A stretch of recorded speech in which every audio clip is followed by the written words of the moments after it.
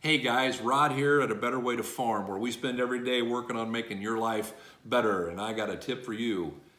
It's Mother's Day, so let's make your life better. Okay, so let's pretend that it's Sunday and you spaced it off. You're still planting, you're doing whatever. You didn't get the cards, you didn't buy the flowers, you didn't think about it. Here's what I know. Most of us would be in a world of hurt if it wasn't for Mom. And I'm talking about both our own mother and the mother of our children. And guys, I go out and we all have those moments. I'm going to share a story with you. Before I was doing this many years ago, I sold tools door to door to farms. And sometimes you've been in that position where you pulled in a driveway or you walked in a house and you could cut the tension with a knife and you wanted to be anywhere but there. I had one of those moments. I pulled in this farm. Just as I pulled in, the farmer pulled in behind me. And there was an odd thing happening because the wife was on a 40-20 and she had the front tire of the 40-20 on the tailgate of the pickup laying on the ground. And he was very angry and I didn't want to be there, but I was blocked in because he blocked me in with his pickup. And so what I ascertained in a short period of time was that she was unhooking the gooseneck and she jacked it up and she released it. She did all the things and she pulled out, but she forgot to drop the tailgate. And of course that made a nice V-shaped tailgate. Well, come to find out, it was actually the third V-shaped tailgate that she had created in her lifetime, and he was very unhappy about it. But she decided to surprise him. She was going to straighten it in her best way she could. I can't imagine what she was feeling at that moment. She didn't want it to be like that. She didn't mean to do it. It was an accident. And so she laid it down, took the 40-20 and drove over it. It did straighten it some, but it put a different crease down across it in a different way. And I'll say it wasn't as successful in reality as it probably was in her mind when she was thinking about it.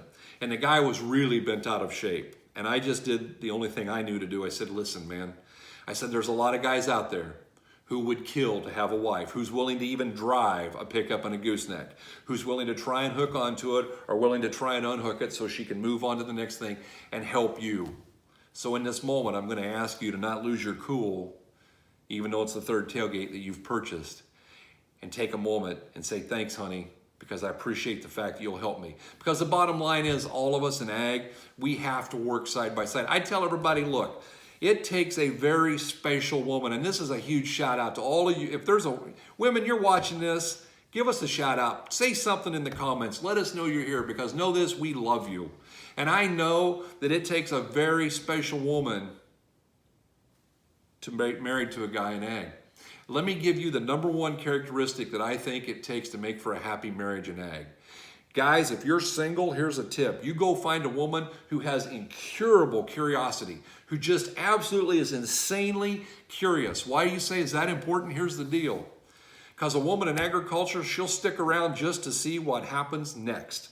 Let's be honest. Most of what we go through, endure, enjoy, you couldn't dream it up. You can't make it up. You just got to live it.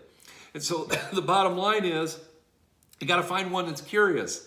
And guys, we appreciate your curiosity. We appreciate you being willing to stick around. It does take a special gal to understand as to why it is we can't spend $1,000 on a couch, but we can spend $60,000 on a tractor because we need it. It does take some special dedication.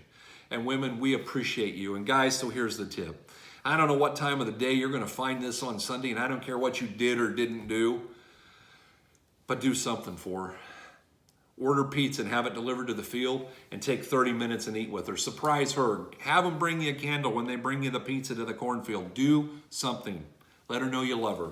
Let her know she's special. Let her know you appreciate her chasing after the kids. Let her know you appreciate her bringing you the seed. Let her know you appreciate her smashing the tailgate. Because the bottom line is, we do appreciate them. We do love them. And I do want to wish all of you a very happy Mother's Day.